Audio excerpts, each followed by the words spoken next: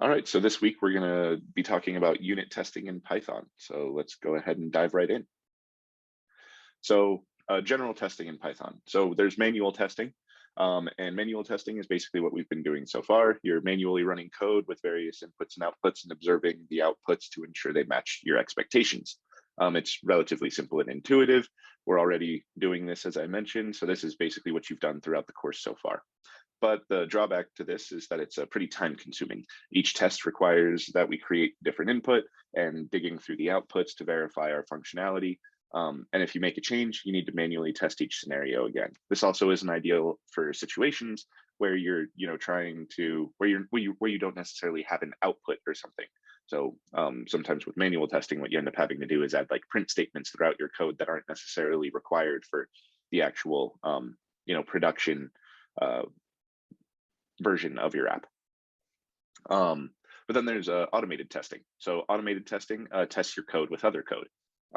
The drawback to this is that there's a lot of upfront work to write the functions that exercise your code, and then it programmatically verifies the outcomes. So that's a benefit, is that it'll programmatically verify all your outcomes. And a big benefit here is that if you make a change, retesting is as simple as rerunning your testing script. So that's always really nice about automated testing compared to manual testing. Then there's also integration testing. So integration testing tests how all the components of a program work together, basically testing an entire program. And if it's not working as expected, it's difficult to know where exactly the issue is coming from. So this is like, taking your full code and just doing a test end to end.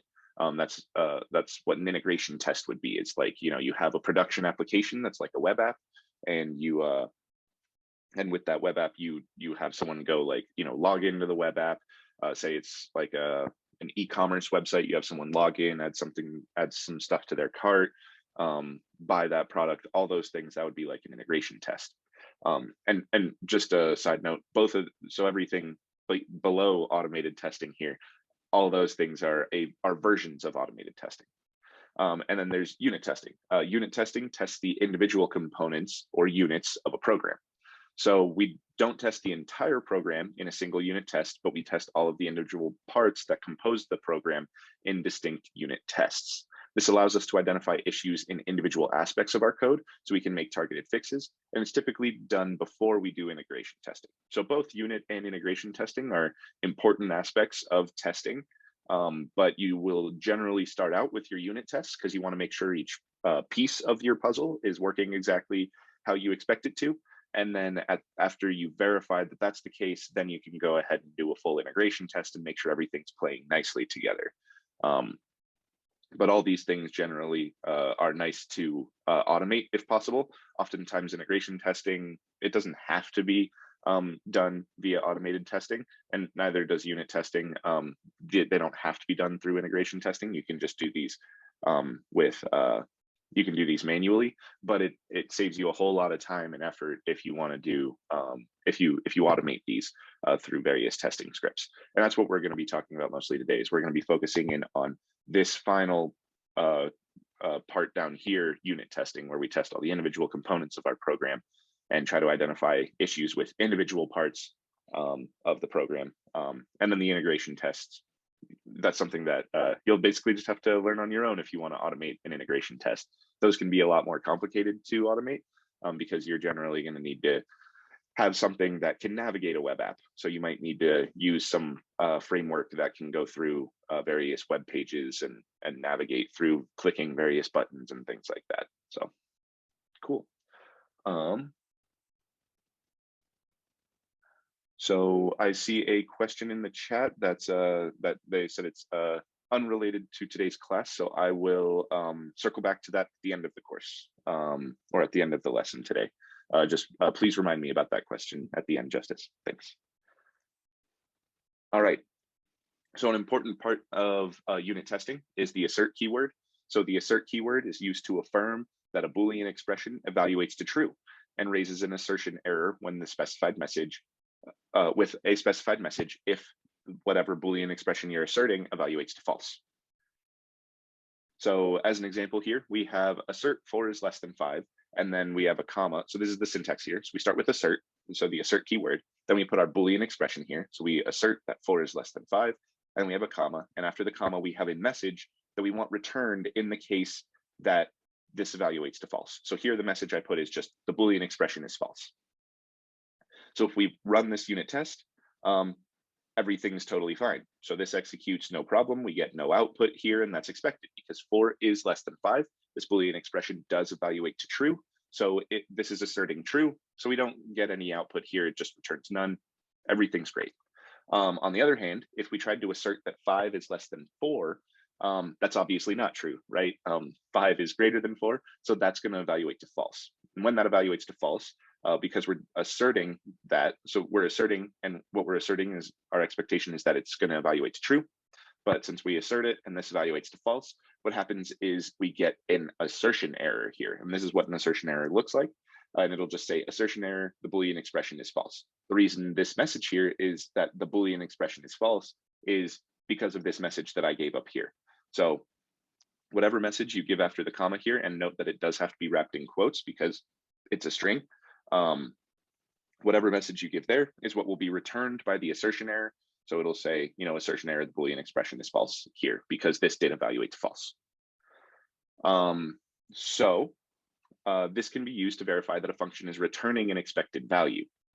And the way we can do that, just calling out here, these are the Boolean expressions, and then these are the messages if the assertion is false. And then it outputs here when the assertion error when the assertion does evaluate to false, and we get an assertion error. So yeah, this can be used to verify that a function is returning an expected value. So for example, say we want to assert the sum function. We want to assert that the sum function is evaluating to 12. So we know that 3 plus 4 plus 5 is equal to 12, right? So we say that, so we're asserting that the sum of 3, 4, and 5 is equal to 12. And we will say the result should be 12 in the case that this evaluates to false. So here we're testing a built-in function. Not really a need to do this. This is just for example's sake to show you how you can use it to verify that a function is returning an expected value. So then over here, I changed the 5 to 6, and now this is actually going to add up to 13. This is more a problem with my test here, with my assertion, because obviously 3 plus 4 plus 6 evaluates to 13, not 12.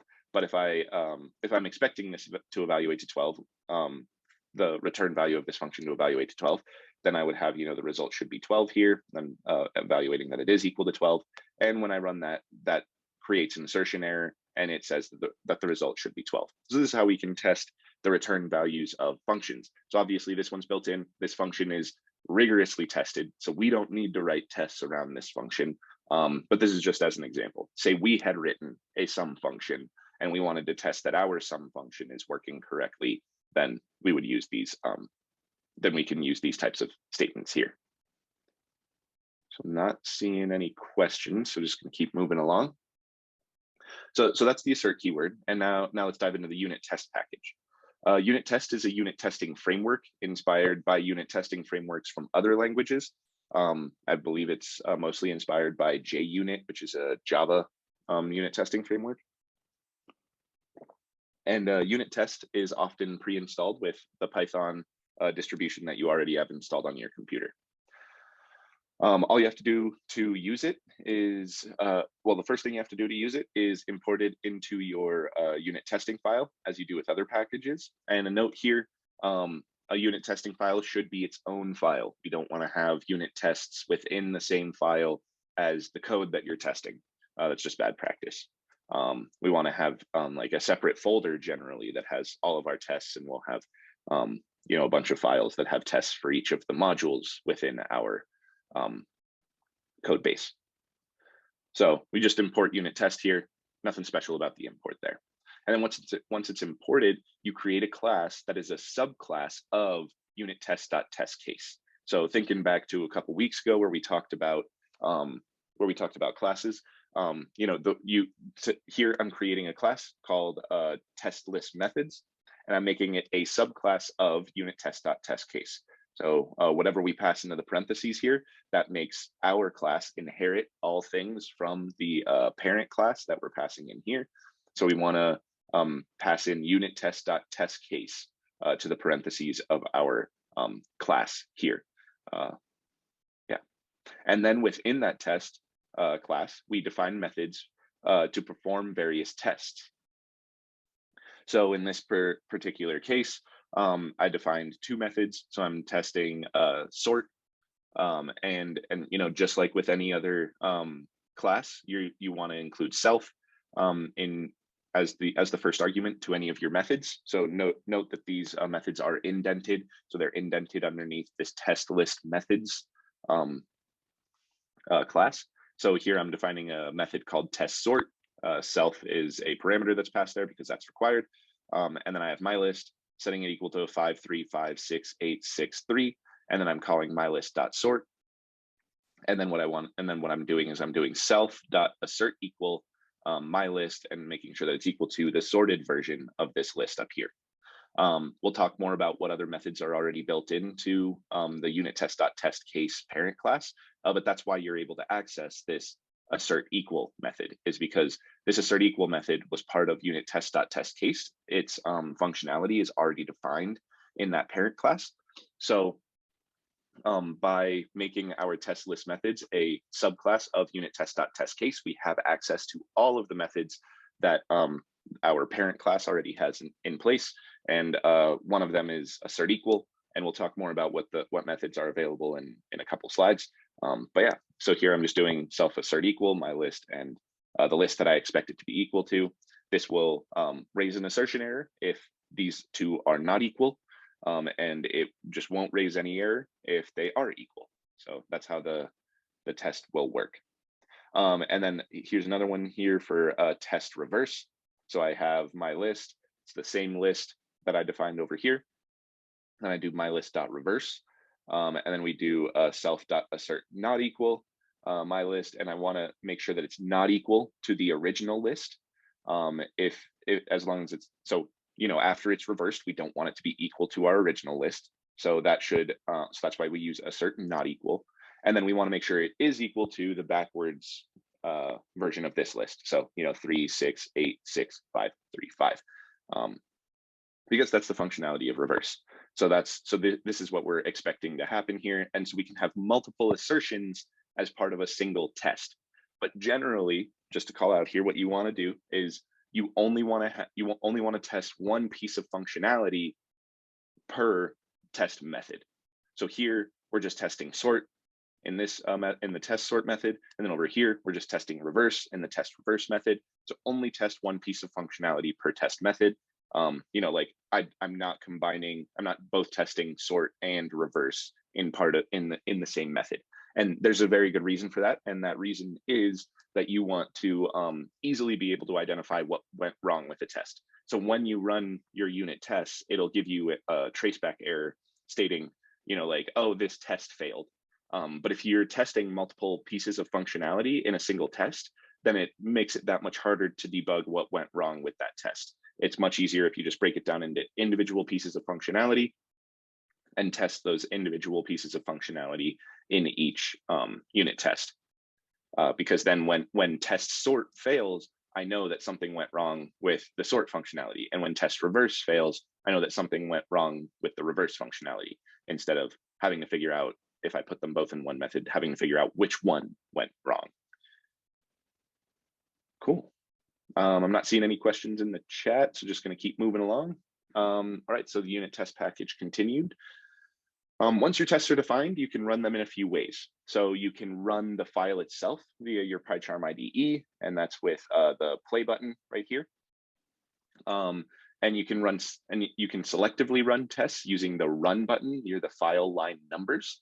So those are these run buttons here. You can run the whole class up here, or you can just run the individual methods over here. So this one will run test sort, this one will run test reverse.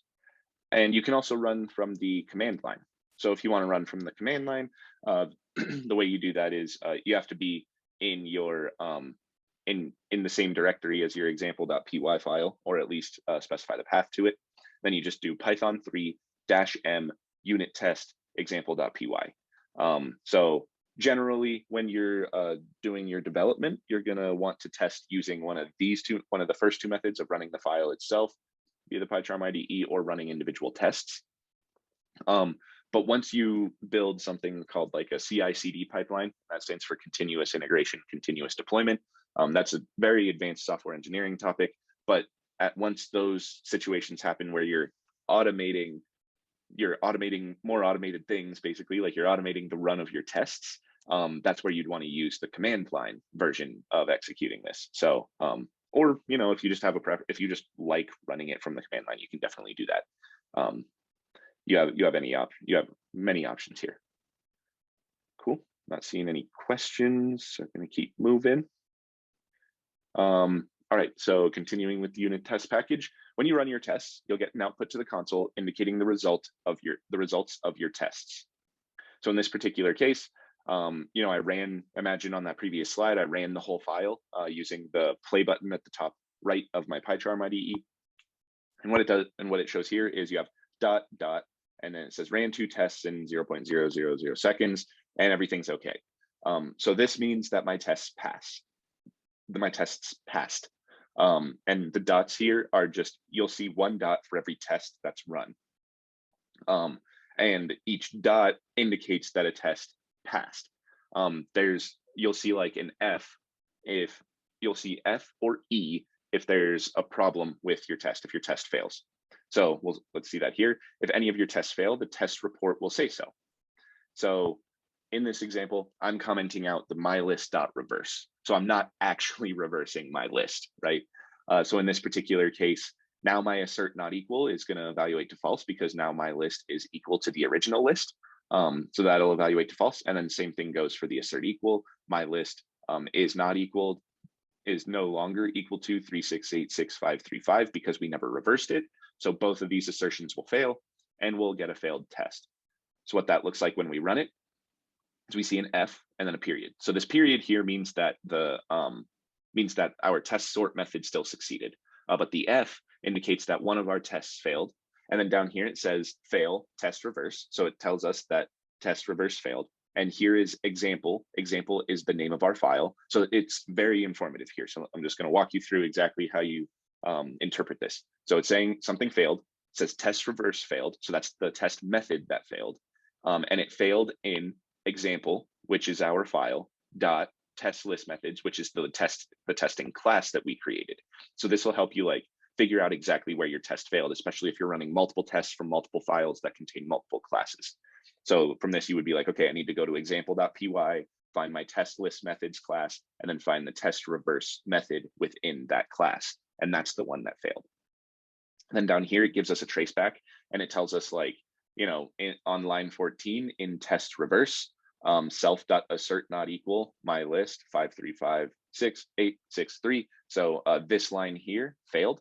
And we got an assertion error saying, and because I didn't give a message, I didn't give a custom message for my assert not equal. It just tells me that these things are equal because I said assert not equal, and this is the assert not equal method, but these things are in fact equal. So it's saying the assertion error is that they are equal, even though you wanted to assert that they're not equal. So it's telling us exactly what went wrong here, the line number, and the method and the file and the class. It tells us everything we need to know. And then it tells us it ran 2 tests in however much time it took to run those tests. And it says it failed. We got 1 failure here. So super detailed output here. So as long as you know how to interpret this output, it's extremely valuable in fixing your unit tests. And it should be pretty straightforward. Then we're like, okay, line 14 failed. Let's go check in example.testlistMethods test reverse. So we go to our example.py, we find the test list methods class, we go to test reverse method, and then we find line 14 in our file, and we see that this line is what failed. And we're like, oh, we forgot to actually reverse our list. Duh, that's why this is failing. And now we know what we need to do. We can just uncomment the mylist.reverse, run it again, and it'll pass. So super detailed output. It's not always that easy to debug, but it is pretty useful for finding out exactly where things went wrong. Cool. Still not seeing any questions in the chat, so just going to keep moving along.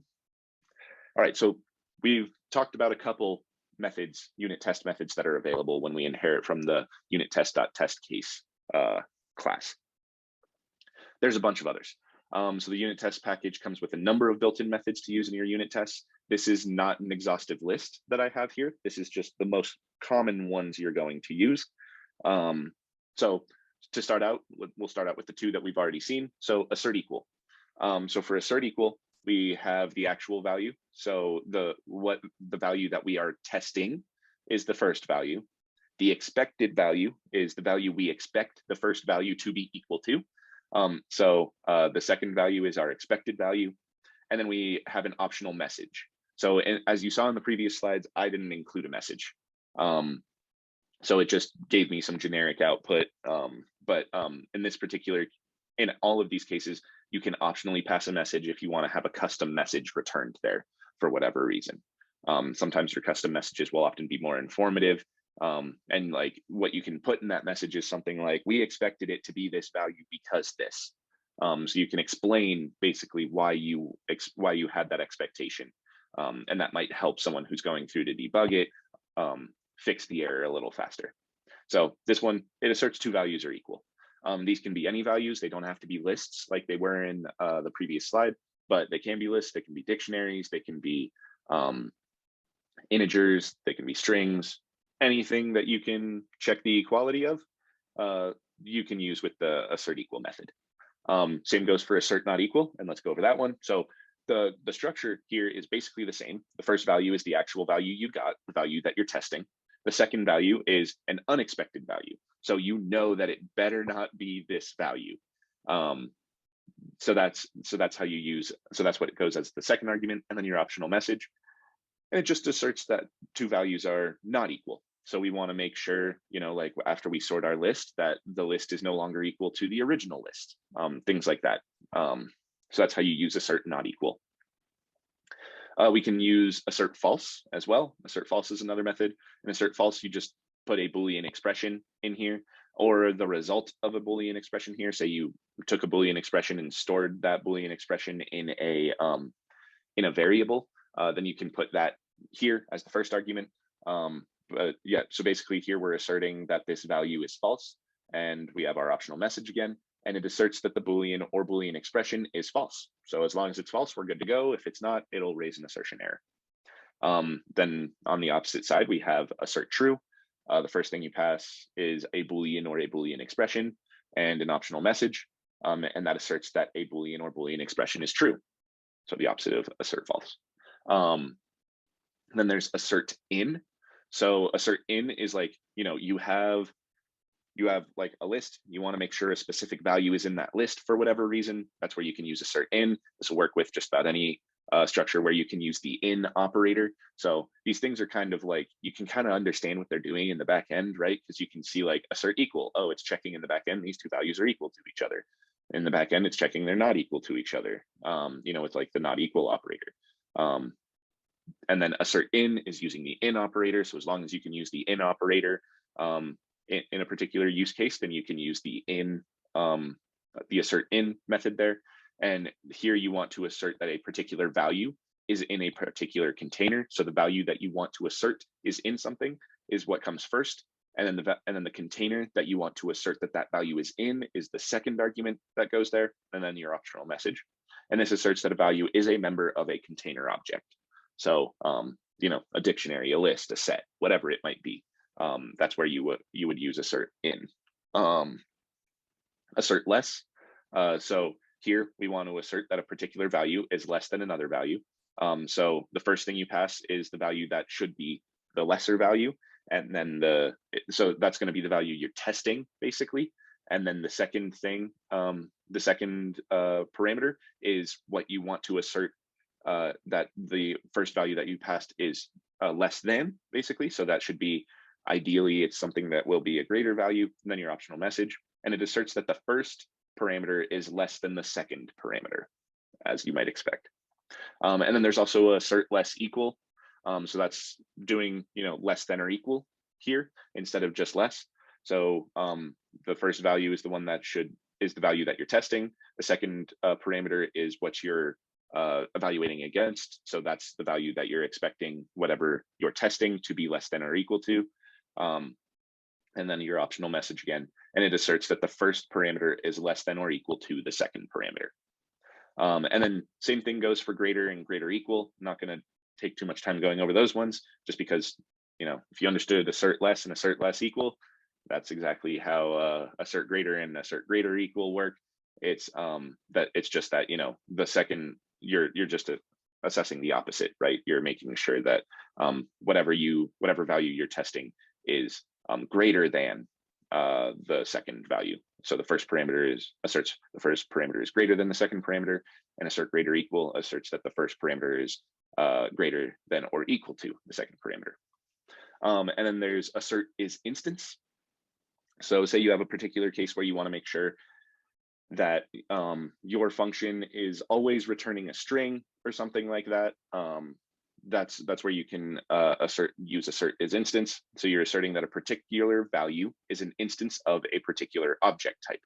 So the first parameter is the value that you're testing. The second parameter is the object type you want to evaluate it against. So say like stir in this case, and then an optional message again. And it asserts that the first parameter is an instance of the object type passed in the second parameter. So this works for any classes basically.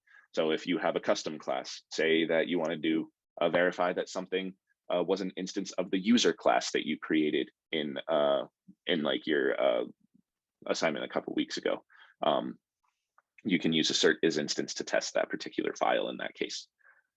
And the object type that you would pass there is your class, so your user class. Cool. And then the message parameter is used to specify a custom message in the case that an assertion error is raised. So if you don't like the generic message that's returned when they are, if you don't like the generic message that's returned when these evaluate to false, then you can give a custom message so that'll be returned by our assertion error. So that's more like, you have some custom logic and you want to specify, like, you want to give somebody a hint who's going through and debugging these unit tests, like, hey, we expect it to be this value because this and that. Then that's a good case to have a message specified there. So I'm just going to pause for a moment, drink some water, see if there are any questions.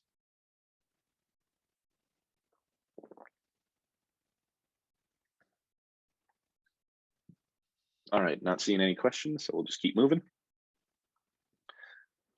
So testing custom functions with unit tests. You can test your own custom code via the unit test package by creating a testing file and importing the functions you'd like to test into the testing file. So let's see that. So I have this file called program.py, and we're going to treat this like a module. But here I have defined two functions, and I have get user greeting, and then the first parameter to get user greeting is a name. The second parameter is optional, and that optional parameter is greeting, and it's defaulted to the value hello. And in this particular case, in this function where we want to make sure that the greeting is a valid greeting, so it's not like goodbye or something like that. So we want to make sure that greeting is in hello, hey, hi, good morning, good afternoon, good evening. Obviously there are other greetings we could have put here, but this is what we want to scope it to. And then what it returns is I don't know if we've gone over the format method, but this is a string method that formats things into a string. So this basically, the first set of squiggly brackets corresponds to greeting. The second set of squiggly brackets corresponds to name. It's basically like they go with the first squiggly bracket goes with the first parameter to the format function. The second squiggly brackets goes to the second parameter, and so on. You could have more. But so this will return, whatever the greeting was, comma, whatever the name was, with an exclamation point after it. Then we have def get integer quotient and remainder. So for this function, it takes two parameters, a dividend and a divisor. So for this, it returns the quotient, which is like, what happens when you do an integer division with those values. So you do dividend integer divide by the divisor. And then it's also returning the dividend modulus the divisor. So if there was any remainder there, that remainder will be returned. Cool. So then what I want to do is I create another file called test_program.py. This is a good practice. It's not absolutely required, but generally what you're going to do is you have whatever file you're testing, you'll have a separate testing file for that, and you just prefix it with test_ and then the file name. So here we do test_program.py. It makes it very clear that this file is used to test this file. Yeah. So then the first thing you want to do in our testing file is you import unit test. And then we also need to import the functions that we're going to test from our module. So I'm testing my program.py module. So I do from program import get integer quotient and remainder, comma, get user greeting, because I want to test both of these functions.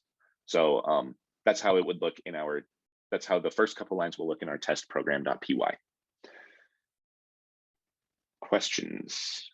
Not seeing any in the chat. Pretty quiet today. Hopefully that just means everything's extremely clear and not that things are so confusing that you don't even know where to start.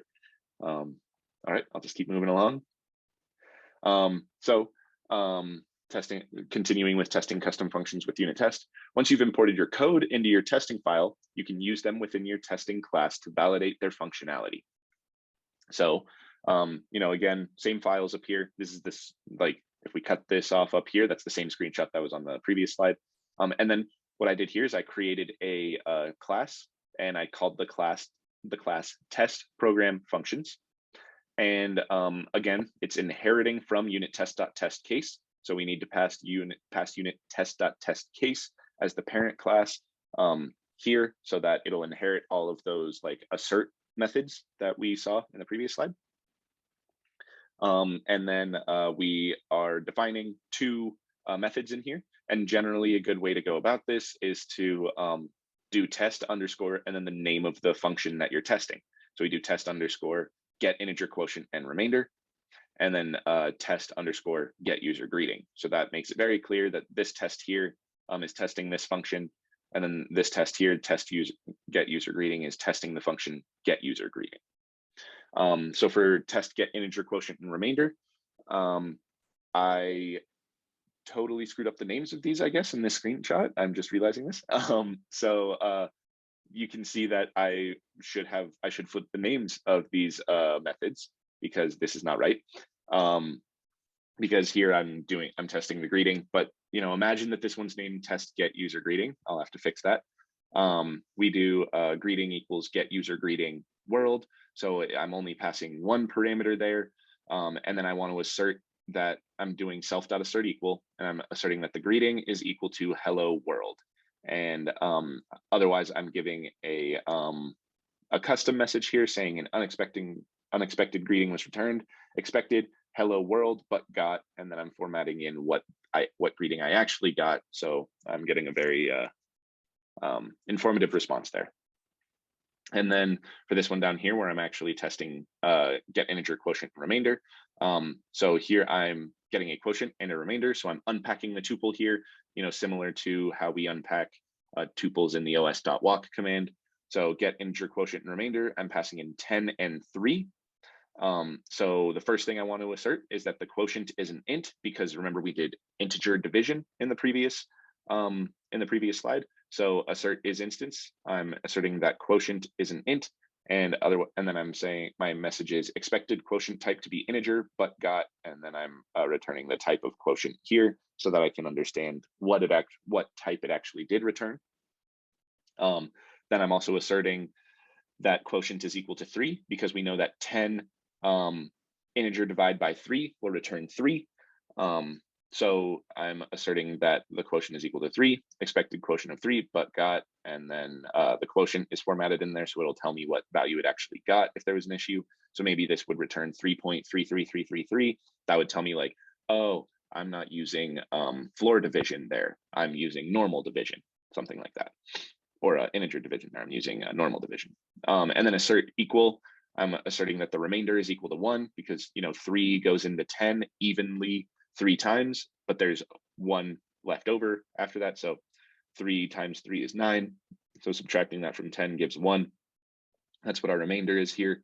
So I'm asserting that the remainder is equal to 1. And I'm saying that I expected the remainder of 1, but I got a different remainder, and I'm formatting in the remainder value there. So that's how you would generally go about testing this. Obviously, name your tests correctly. I screwed that one up, but this is how it would generally look. Still not seeing questions, so I'm just going to keep moving along. All right, so that's really it for today. There's some additional resources here. We have getting started with testing in Python, so check out this resource to learn more about testing in Python. If you want to look at the unit test documentation, you can find that here, and that'll list out any other methods that you might want to use from the unit test framework. So if there are any other methods that we didn't cover today that you think would be useful and may exist, check out the unit test documentation. And if you want to learn about another unit testing framework, there's PyTest. PyTest is another unit testing framework out there. PyTest is similar to unit test. It's just like, it's basically a way to run your unit tests. Yeah, so it's more useful when it comes time to run your tests than it is for necessarily writing tests, because you would still write the tests as unit tests, but then the PyTest framework would help with running them more easily, because unit test, when you like run a unit test, you can only run one file at a time. Well, you can run a whole directory of files at a time, but you can only run one directory, and it doesn't recursively go into deeper directories, whereas PyTest does. Anyway, cool. All right, so just a comment and then a question here. Can you explain what .format does? My second question. Can you give us a practical application of application and purpose of testing? Yeah, so just to talk about format, well, let's actually, instead of just talking about it, let me show it. This is what I have used in the past for our demos. So let me just show it down here. So if I have a string and let's see, I have, so we're gonna, let's define that same function. So def get user greeting, and here we have name and greeting, and greeting defaults to hello. Then within that function, we are doing, we're just gonna not do the verification. It just returns return, and then we put the squiggly brackets here, and then more squiggly brackets here, exclamation point, and then we have .format, and here I put in name, which corresponds to this squiggly bracket here. So the name will replace this squiggly bracket, and the greeting needs to replace that one. So let me do that. So greeting replaces this squiggly bracket, and then name will replace this squiggly bracket here. So that's how our function is defined. So now if I do get user greeting, and I pass in world, like I did in the example, then it returns hello world. So basically the greeting replaced this squiggly bracket, and the name replaced that squiggly bracket. And if I pass in hey instead of hello, so I pass in hey as my greeting argument here, now it says hey world.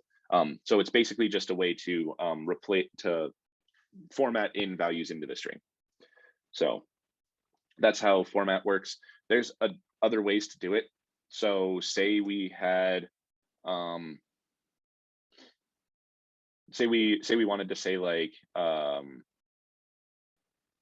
say we had a string that says like greeting comma name, greeting name, how are you today, and then here we want to have the name again. So if we wanted to do that, what we could do is have a .format with hello, so that'll be substituted for this first one, and then we could have say the person's name is Bob, so we have Bob here, so we're going to say hello, Bob, and then we could have Bob again, right?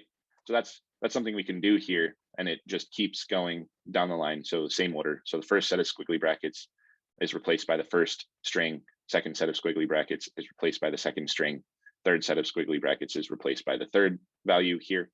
But another way we could do that to make it a little nicer is we can do, we can pare this down to just 2 again, so that we don't have to repeat ourselves, which is always nice. And what we do here is we index these. So within these, we do 0 and then 1 and 1. So what this is saying is whatever is the first argument passed to format, substitute it for anything with a 0 in it. Whatever is the second argument, substitute it for any squiggly bracket with a 1 in it. And now we get that same output. So there's a few different ways to do this. We can also update this to do this where we name our parameters, and then I can do greeting equals and then name equals, and then we would update within our string. We in these squiggly brackets we do name and greeting. So now we're using named arguments to replace them. Makes our code even more readable, which is always good. So still the same output there. Just a few different ways to do the same thing there with string formatting. There's other ways to do string formatting. So like say you had these things stored in variables. So say I had a variable called greeting, and stored in that I have hello. And then I have a variable named name where I have stored in it Bob. Another version of string formatting is to use F in front of our string. And I can do F, and then I use these squiggly brackets here, and I do greeting. So this is referencing the variable that I've created now. And then I do name, and then how are you? So let's make that an exclamation point. How are you today? Name. So now I don't have to do the dot format. I'm just using the F, but note that these things do have to be already stored in variables up here. And then we'll get a similar output. Hello, Bob. How are you today, Bob? So a few different ways to do string formatting. There's others. I don't want to get into every possibility. You can look them up, but those two are the best, in my opinion. The other ones are a little weird. They come from C-type languages, and it uses like a percent operator, and it helps to specify the data type of what the formatting of what you're trying to format in. And the precision of it. So like say you're formatting in numbers or something like that. Anyway, don't want to get too much into that one. All right, so let's see. Yeah, and I'll get to your second question in a moment about the practical application, but for the newest question that comes in that's related to what we just talked about, yes, F kind of replaces the dot format, but just note that like here, with the dot format, I could put in a raw string here. But for this particular case, I should have variable names already, because if I don't have variable names already and I'm trying to do it like this, then there's no point in using F there, right? Like at that point, I might as well just do like, hello, Bob. How are you today, Bob? Just like that. So if the variables aren't already defined, there's not much point in doing F, but at that point, it could be useful to use the dot format instead.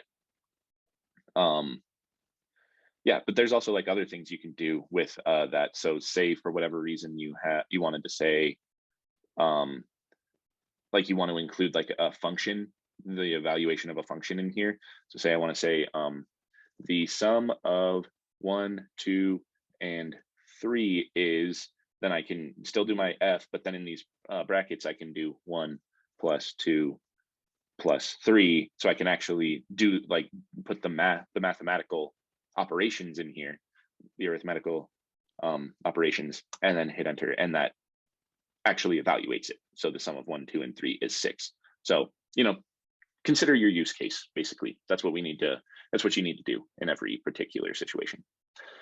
All right, so to that second question about a practical application and purpose of testing. So it's really like to guarantee the integrity of your code.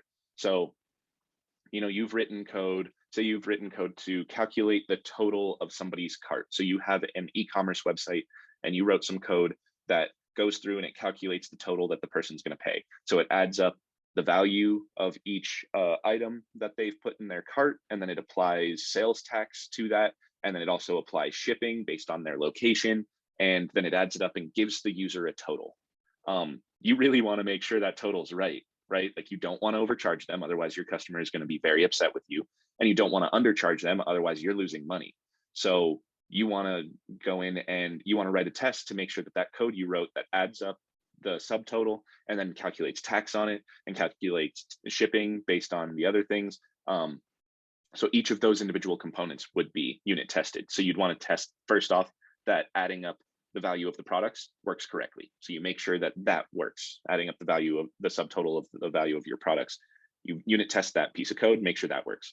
Then you unit test your function that calculates sales tax. So you want to make sure that it's properly calculating sales tax. So you unit test that piece there. And then you want to also unit test the piece that's going to calculate shipping. So, it takes, say, a zip code or like an address, and it calculates how much shipping is going to cost to that address. You want to unit test that piece of code to make sure that that is correct. So then you unit test that, make sure that that's correct, and then you have a function that combines them all, that sums all those things together. You want to unit test that function that sums each individual thing together. So now you've unit tested each individual component. All of them work well separately. Then you try running them all together in an integration test, and you do a full end-to-end test of that, where you go in, add products to your cart, give your shipping address and all that stuff. So that's just one example and purpose of testing, to make sure that you got things right. Yeah, and it saves a whole lot of time, because doing all those things manually, like putting in a bunch of different use cases of like, oh, I want to test every single product that I have and make sure that it's being added in correctly, and I want to test every single address, or every single like possible county or whatever, or every single possible country that I'm shipping to, and make sure that the shipping is calculated correctly. Doing all that manually would take you forever. But if you do it through unit testing, you could just iterate. You could like just create a list of all of the different countries that you ship to, because maybe it's a flat rate per country, and you create that list of countries. Instead of having to do 190 something manual tests, you just create a list that's 190 something countries long, and then you iterate over that and make sure that the shipping is what you expect for that particular country. And then same goes for like testing the sales tax. So say for whatever reason, so oftentimes with sales tax, with a different place that you're sending it to, so it depends on where the user is buying from. So myself living in Colorado, I have certain sales tax, but like I have family that lives in Portland, Oregon, and Portland, Oregon does not have sales tax. So you'd want to make sure that the sales tax is properly calculated for my state versus Oregon, which doesn't have sales tax. So things like that. You want to be able to test for those things in an automated fashion, and make sure that every time you make a change to your code, you don't break it. Because if you make a change to your code, so say you take the time to test the 190 something countries shipping rates, you take the time to manually test it, great, and then you're like, oh, but I want to go in and change this one piece of code. Now you have to do 192 manual tests again, or 190 whatever manual tests again. Whereas if you had a testing script already written for it, you just press test, and that everything's good to go there. So that's just one example, but hopefully that can kind of help you extrapolate to where else this would be valuable. All right, so now to go over the assignment. So for the assignment this week, we're going to go back to our assignment from week 8 on functions and create unit tests for the functions created in that assignment. So using your own submission for week 8, create unit tests to verify the functionality of the code you wrote, making sure to cover the following test scenarios. Just a quick note here, if for whatever reason you didn't do assignment 8 and you need the functions for it, let me know. I can send you that, because I don't want you to fail week 11 assignment just because you we weren't able to do week 8 assignment. But if you're still trying to get a passing grade on week 8, you'll need to finish week 8 first before you can do the week 11 assignment. Because as soon as I send you the answers, whatever grade you have on week 8 right now is the grade that you will permanently have for week 8. So just keep that in mind. All right, so for the function created as the answer to question 1, and let's just real fast go back to week 8 so we can see what the functions are. So question 1 was the function that accepts 2 arguments, a numeric value as well as a list of numeric values. This function is used to multiply each value in the list by the number passed and return the resulting list after the multiplication has been applied. For example, if I gave the inputs 2 and 1, 2, 3, 4, 5, the result should be 2, 4, 6, 8, 10. So for this assignment, what we want to do is we want to test that your code works with different multiplier values, minimally including 0, 2, and 5. So like you want to check the multiplier values, and you also want to check that your code works with different lists. So you want to include lists of varying sizes at a minimum. So a list that has 1 element versus a list that has 10 elements, things like that. So there's 2 scenarios that you need to make sure to test for the function that we just talked about in 1. So now for the function created as the answer to question 2. For question 2, write a function that converts temperature entered in Fahrenheit to Celsius. So for that one, we want to verify that 32F is converted to 0 Celsius. We want to confirm that 77 Fahrenheit is converted to 25 Celsius. And we want to test at least one other test scenario. So you need to come up with one other test scenario, figure out there's another number out there where there's like an even contribution or conversion here. So I picked 2 values here where it's like, we know that 32 degrees Fahrenheit is 0 degrees Celsius. We know that 77 degrees Fahrenheit is exactly 25 degrees Celsius. There's another number, there's another conversion like that where you don't have decimals that you might have to deal with. There's at least one other. So find at least one other testing scenario and include that in your code. All right, so for question 3, for the function that we created in question 3, create a function that accepts 3 arguments corresponding to the current temperature in degrees Fahrenheit or Celsius, an indicator telling if the temperature is in degrees Fahrenheit or Celsius, and the current weather must be one of cloudy, raining, or sunny, and prints out what the caller should wear based on these values according to the following. First, if the temperature is in Fahrenheit, use the function created for question 2 to convert to Celsius. If the temperature is below freezing, output, it is probably best to stay in today. Otherwise, output, it's warm enough to go outside. And in the case that the weather is sunny, output, you should bring sunglasses. In the case the weather is raining, output, but you should bring an umbrella. In the case the weather is cloudy, output, you do not need an umbrella, etc., etc. So for that, we want to, oh, well, I don't know why I jumped to question 4 here. Sorry about that. Let me move this because this should actually be, because that was part of the extra credit.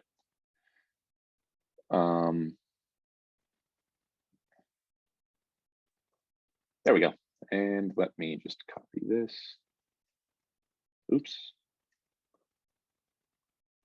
Okay, so that'll be part of extra credit. So question 3 for the function created to answer, that's question 4. All right, this got a little screwed up.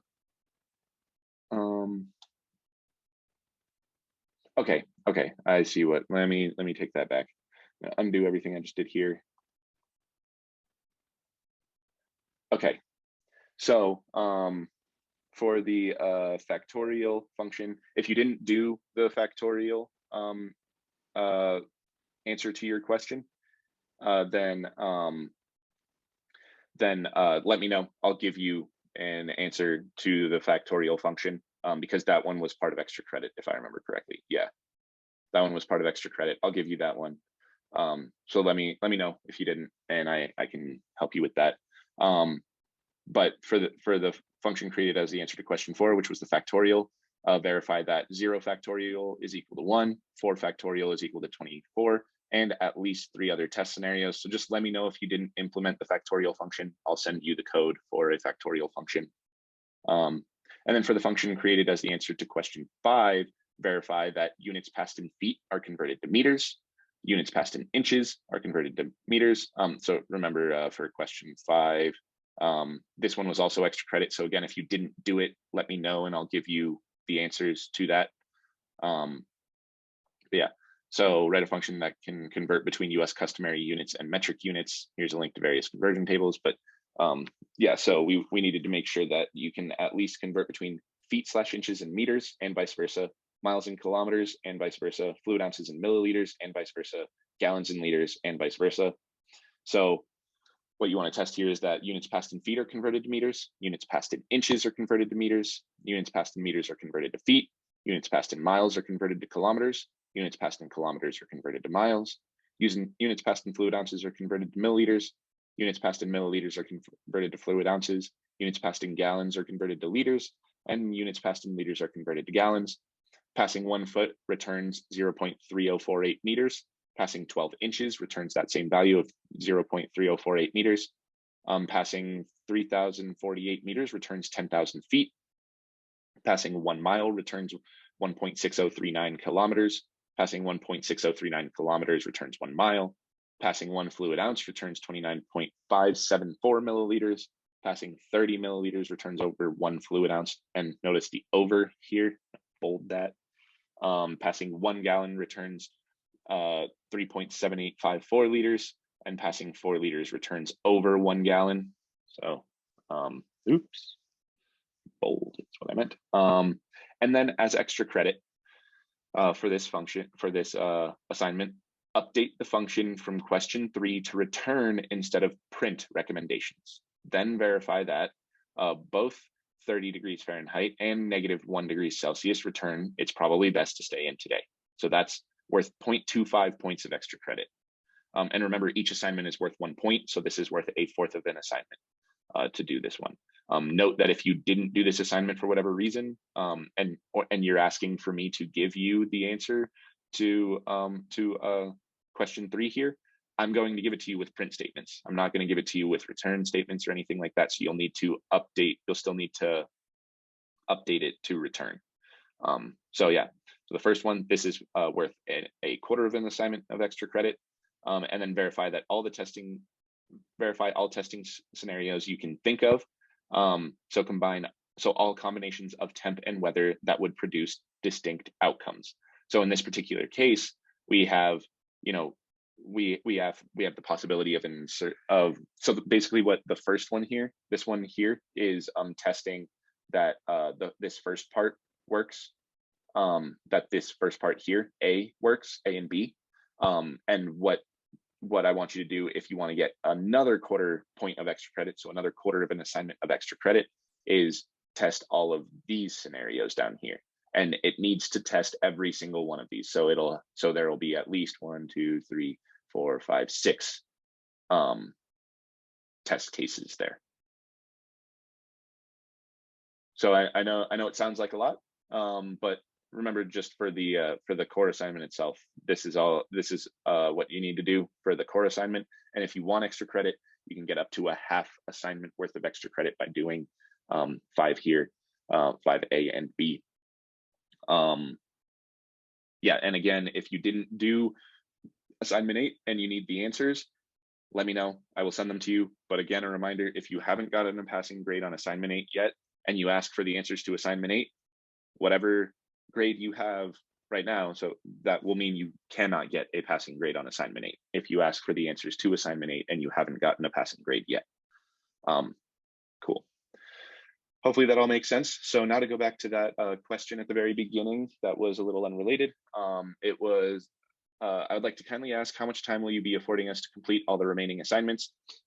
So I know that it was kind of weird with all these assignments. So let me think. At least 2 weeks. So technically we're supposed to have a lecture next week, but there's no more course materials to go over. Next week was originally going to be to talk about doing a final project for the course, and well, it was going to be going over the final project presentations, but we didn't end up getting around to doing final projects for this course because it was already very busy at the end of the course. So don't worry, that doesn't mean you won't get a certificate of completion. As long as you got participation credit on 80% of lectures and a passing grade on 80% of assignments, you will get a certificate of completion. That includes the week 11 assignment. So we won't necessarily be meeting next week. We can, if anyone has questions on anything, we can meet. So let me know, email me, let me know if you do want to meet next week, and I'll be happy to do so. Otherwise, just use the time next week to work on any assignments that you are behind on. And you'll have at least 2 weeks to get a passing grade on all these. I'm going to be very flexible here. I want to see you all succeed. I want to see you all get a certificate of completion. So I'll be flexible on this. Just know, like I'm not gonna give it like months and months, and like, you send me everything in December, like I'm not gonna be able to give you a certificate of completion at that point. But let's say at least 2 weeks for now. If you need more than 2 weeks, just talk to me, reach out. We'll work something out. I want to make sure that you all succeed. But I just need you to communicate with me about it if you need extra time more than that 2 weeks. So hopefully that helps answer that question. Great. And if you have any questions about where you stand in terms of like grades for the course, feel free to reach out. I'll let you know what grade I have in the grade book and what assignments or participation credit might still be outstanding. And we can figure out what to do about that together as well. Cool. All right, so I'm not seeing any more questions in the chat. Hopefully that means the assignment is abundantly clear. Let me know if you have any other questions over email. And yeah. All right, so I'll be uploading this lecture to YouTube as usual. I'll send out the email as usual once that's done uploading, and I'll share the assignment and slides with you as well. But I hope you all have a great rest of your week, or great rest of your weekend, and an awesome upcoming week. Again, next week, optional to attend lecture. I'm going to assume that we're not going to have lecture next week. But if anyone does want to meet, like you have questions about assignments or anything like that, just let me know. I'm happy to still meet next week.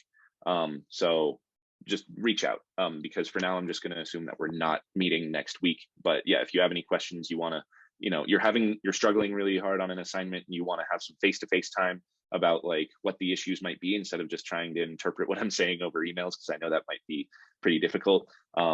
Just let me know and we can still meet next week for our normal lecture time and go over it. But yeah, great work, everybody. Like you've made it through the course. All you really have to do now is complete this assignment and whatever assignments you have outstanding, and then you'll get your certificates of completion. So I'm very excited for you all. Very proud of you all for making it this far. I appreciate your time and efforts throughout the course. It's been great working with all of you. So I hope you all have a great rest of your week, and I will be in touch. Bye.